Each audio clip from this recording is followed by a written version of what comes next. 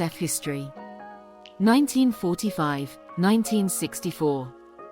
After the French military occupation and many years of negotiating the demerger of IG Farben, the Badische Anilin and Sodafabrik Aktiengesell, schaft is re-established on January 30, 1952.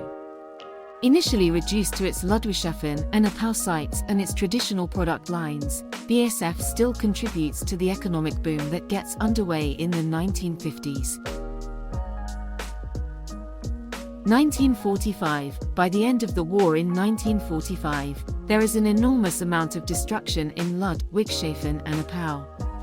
Of the 1,470 buildings on the premises, 33% are completely destroyed, 61% are damaged, and only 6% are unscathed. The factories have lost 45% of their total production capacity. But little by little, the buildings are repaired, and production lines put back into operation.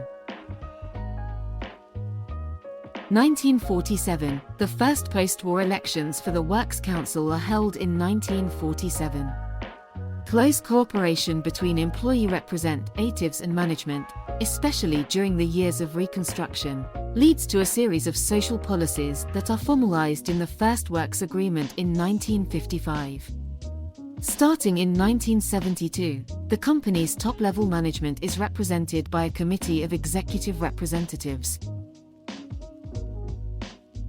1948. The currency reform of 1948 brings the first signs of stabilization. Funding made available by the Marshall Plan serves as a major impetus for rapid economic recovery in West Germany. The ensuing economic boom continues into the 1960s, aided by the fact that the citizens of the Federal Republic of Germany, founded on May 23, 1949, identify with its aims and structure. Karl Wurster, 1900–1974, chairman of the Board of Executive Directors from 1952 to 1965, notes, "The years of reconstruction from March 1945 to the currency reform of June 21, 1948, have surely been the most difficult in BASF's history. What we have achieved would have been unthinkable without the dedication of the entire workforce, who carried out their challenging duties loyally under difficult conditions and with far too little in the way of food." In 1948, BASF again employs 21,951 workers at the former Ludwigshafen and Oppau works, which now form the southern and northern parts of the Ludwigshafen site. The severe explosion of a tank car in the southern part of the site claims more than 200 lives and destroys many newly erected buildings. 1951. BASF starts production of its globally successful product Styropor. 1952. After lengthy demerger negotiations, the Badische Anilin and Sodafabrik Aktiengesell is founded anew on January 30, 1952. But a new company philosophy is also needed. In the past few years, Ludwigshafen had become the main supplier of basic products and the manufacturer of high-pressure machines within IG Farben. Work areas must be reorganized, expanded, and newly developed. Moreover, export markets will also have to be developed. 1953. Together with Shell AG, BASF establishes the Rheinische Olefenwerk (RO) in Wesseling on the Rhine, 1955. Germany. 10 years after the war, the German economy is back on its own feet. In 1955, the growth rate peaks at 11.7%. In 1955, BASF acquires and opens new recreation facilities for its employees. Along with the original facilities close to Ludwigshafen, vacation homes now also exist in Breitnau in the Black Forest, and in Westerland on the North Sea island of Sylt. For the first time since the war, BASF resumes production activities outside Germany. The Companhia de Produtos Químicos Hidrongel is established in Guaratinguetá, Brazil. Today, Guaratinguetá is BASF's largest site in South America. 1956, the synthesis of hydroxylamine by means of catalytic hydrogenation of nitrogen oxide in 1956 enables the cost-effective production of caprolactam, a precursor product needed to make synthetic fibers and engineering plastics from polyamide 6. As a result, stockings made of this material become affordable. 1957, as a clear symbol of its reconstruction and fresh start, BASF moves into an office tower that is 102 meters high. In 1957, the Friedrich Engelhorn building is the first high-rise built with reinforced concrete in Germany. It is an emblem of the city of Ludwigshafen. In 2013, the demolition of the BASF high-rise begins.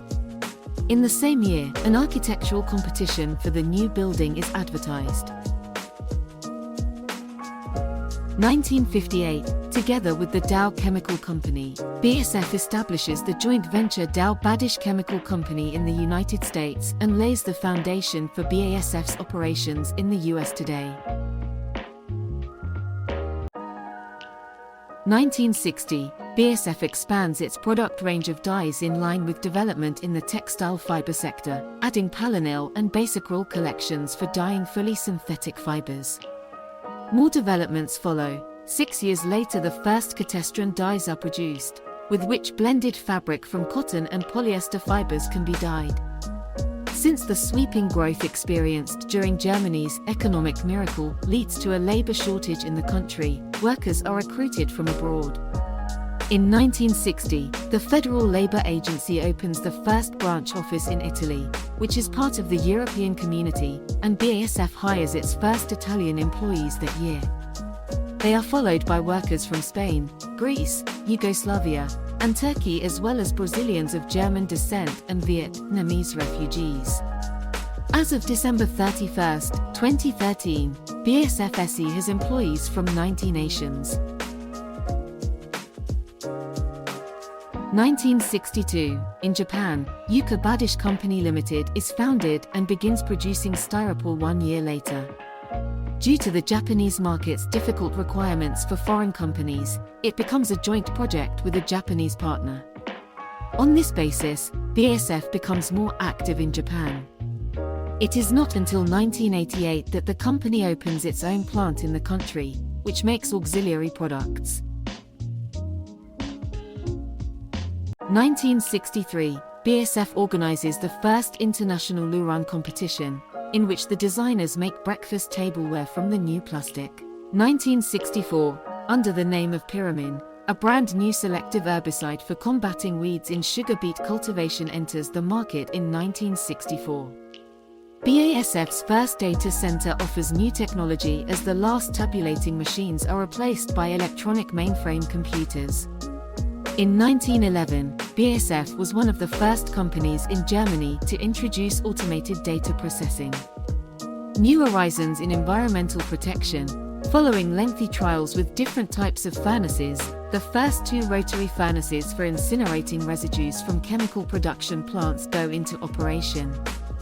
6 of these furnaces are running in 2014, playing a key role in BASF's waste disposal concept.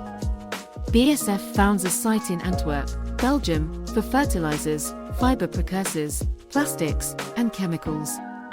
Within a short period of time, the new site develops into BASF's second largest Farben site in Europe.